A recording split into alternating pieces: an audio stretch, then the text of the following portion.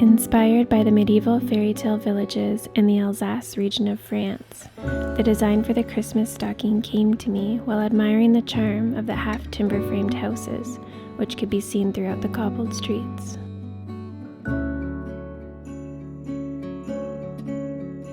The construction features a patterned quilt block mimicking a folk-like border along the top edge of the stocking, and a minimal, roomy silhouette to hold all of your magical Christmas finds.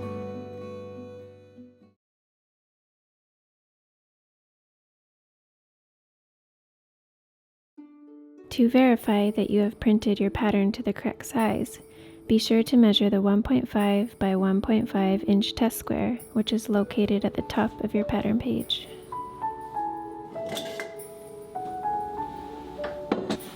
Your next step is to piece together your pattern.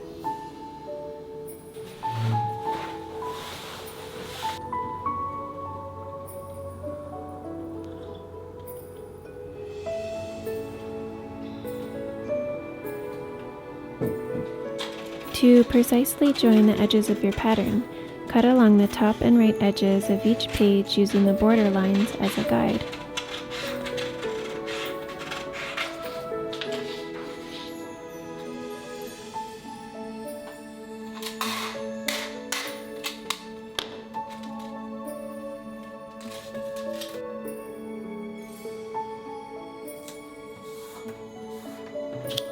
Then simply place the trimmed edge on top of the appropriate untrimmed edge like so, and tape securely into place.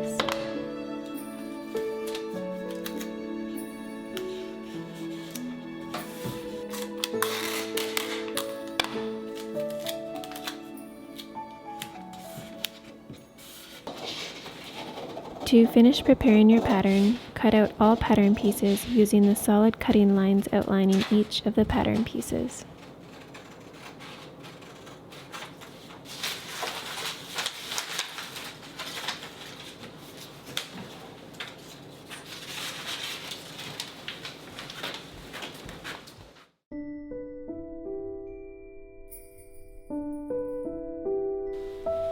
For this tutorial, I am using a medium weight cotton linen blended fabric as the lining. A 5.5 ounce linen which I have hand dyed with tea. A medium weight needle punched batting to add more structure to my stocking. This plant dyed linen from my scrap basket as my contrast fabric. And this natural linen ribbon for the hanging loop of the stocking. Other supplies you may need are a fabric scissors, a sewing needle for tacking down thick seams, matching thread,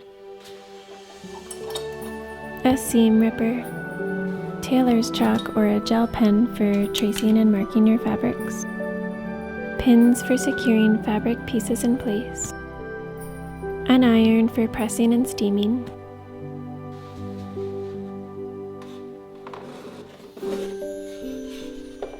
a rotary cutter like this one, a small scissors for clipping threads, a self-healing cutting mat, and a ruler for cutting quilt block pieces, and a sewing machine. To prepare your quilt block pieces, follow the cutting instructions on page 24 and 25 of the PDF tutorial booklet, which is included with the purchase of this pattern.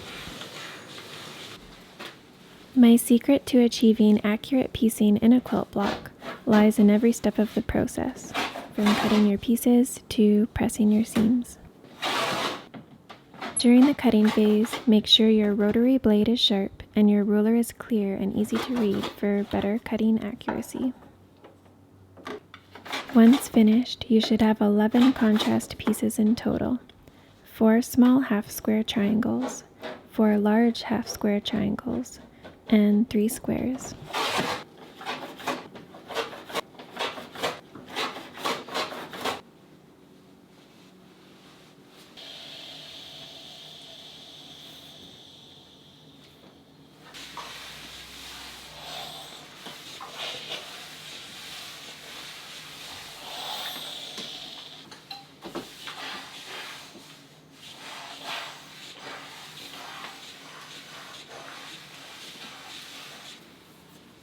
Once you've pressed your fabric, arrange pattern pieces E, F, and G on your self fabric with the grain line on the straight grain of the fabric, which is parallel to the selvage of the fabric.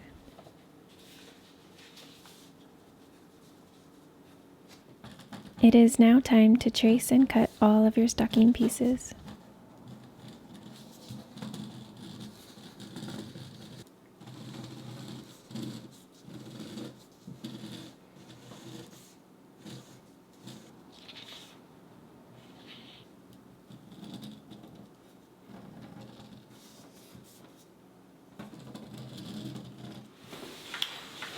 To prepare your stocking lining, simply repeat the previous steps using pattern piece E.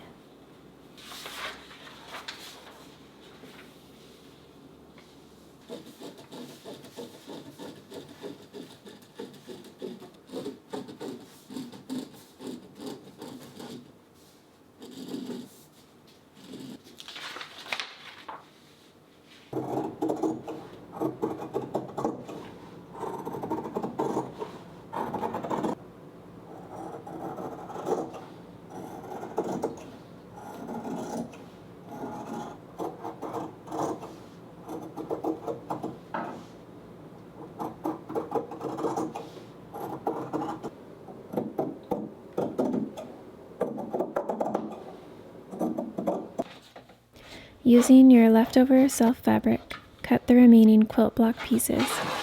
Once finished, you should have 24 small half-square triangles in total. Once again, the measurements for these can be found on page 24 and 25 of the PDF tutorial booklet.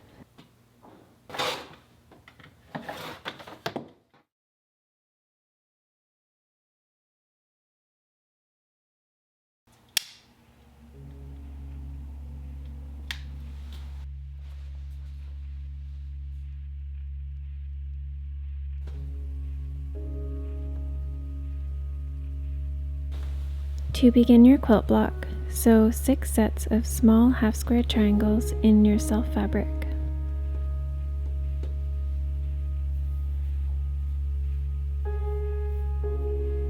With right sides together, stitch 2 small half-square triangle pieces together along the straight edge.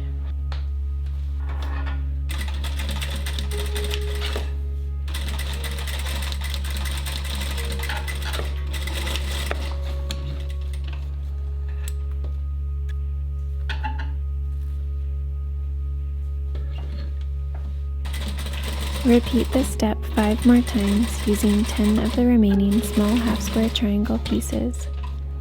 Then press your seams open and flat.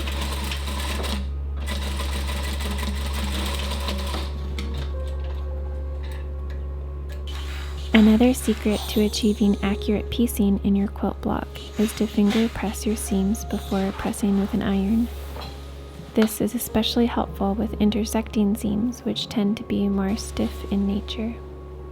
Now sew 4 small half-square triangles in your contrast fabric to 4 triangle sets as shown here.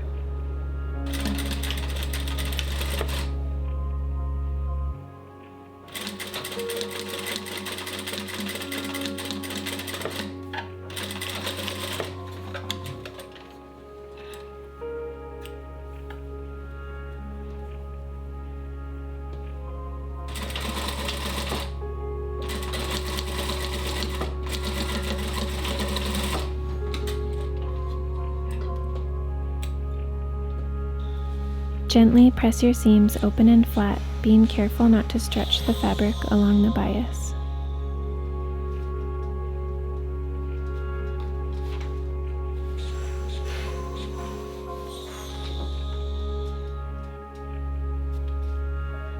Assemble your remaining triangle pieces to form 2 rows.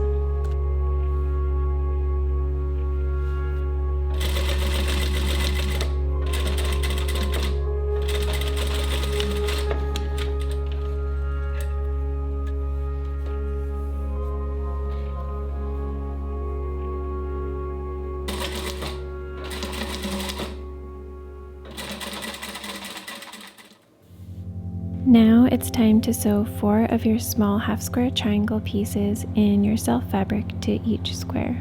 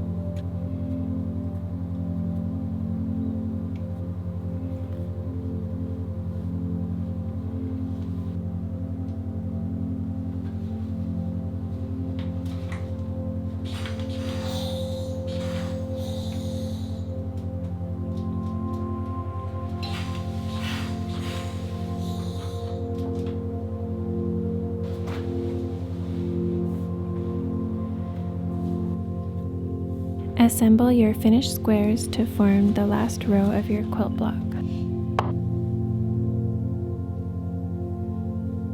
Another secret to achieving accurate piecing in your quilt block is to accurately join your points by hand and then pin to secure before sewing.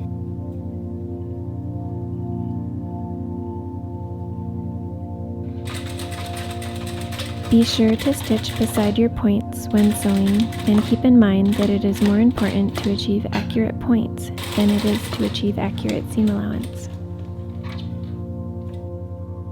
As you can see here, points don't always meet up perfectly, and there can sometimes be a slight gap in between. To fix this, simply begin another stitch line starting on top of your last, then gradually move a hairline inwards once you reach the points, and then back onto your original stitch line to finish.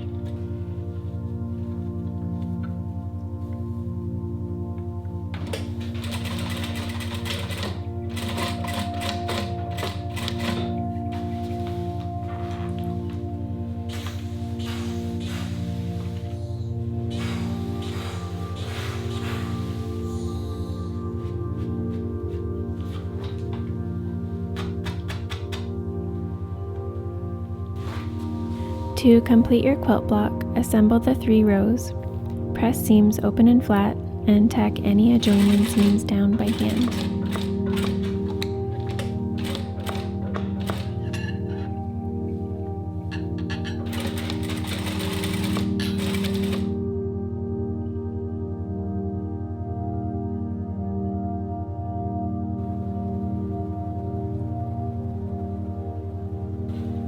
With right sides together, stitch your stocking top to the top of the quilt block along the edge.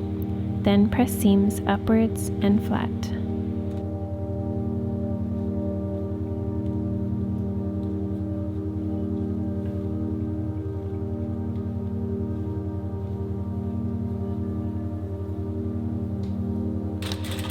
Remember, it is more important to achieve accurate points than it is to achieve accurate seam allowance. Be sure to stitch beside your points when sewing and not on top.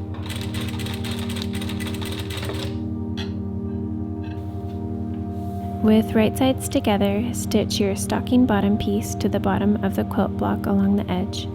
Then press your seams downwards and flat.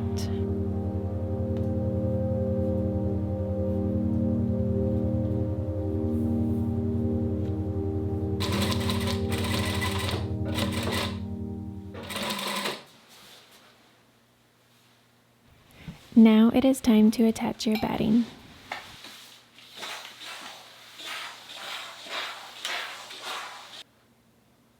To accurately cut your batting, place the right side of your batting onto the wrong side of your finished stocking front and pin in place.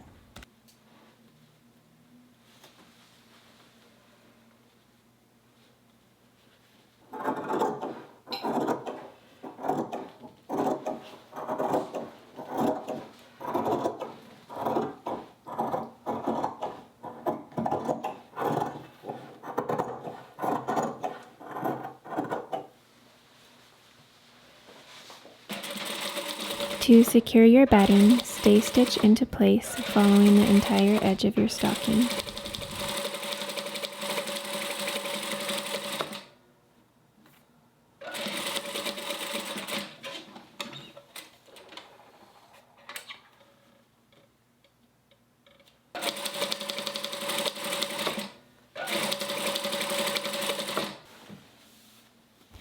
With right sides together, stitch your 2 outer stocking pieces together from the top right edge to the top left edge.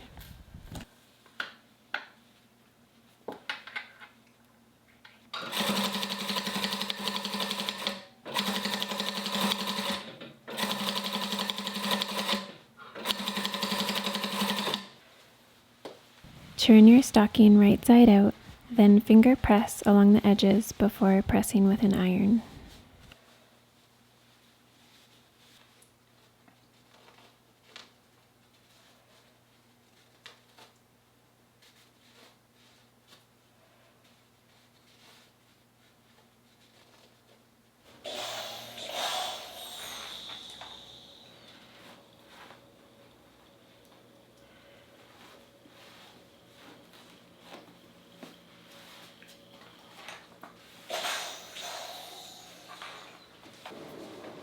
To create a hanging loop for your stocking, you will need a natural ribbon that is 3/16 of an inch thick, a ruler for measuring, and a scissors for cutting.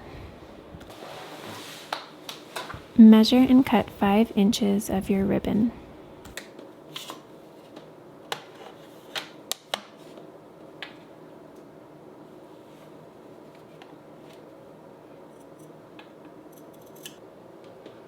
Then fold your ribbon in half to create a hanging loop and stay stitch in place at the center of the left side seam.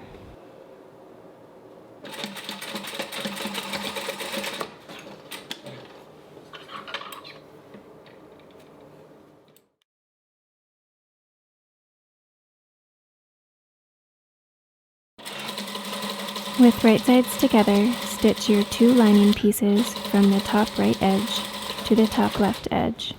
Then trim 1/8 of an inch from the seam allowance and turn right side out.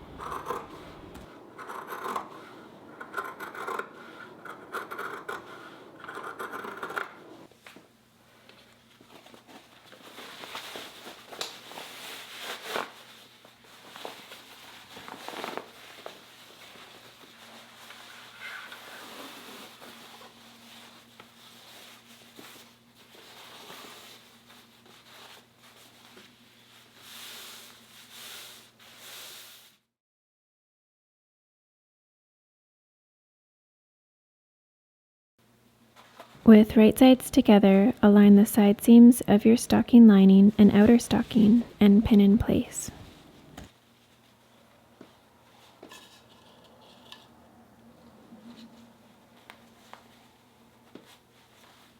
Beginning at the back of your stocking, stitch along the top edge until your bunched fabric will not allow you to stitch any further.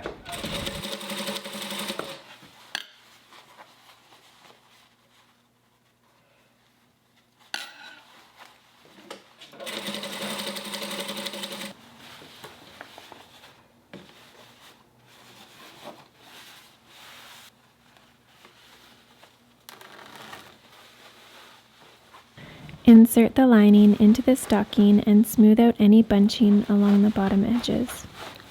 Then finger press the seams along the top edge of the stocking before top stitching.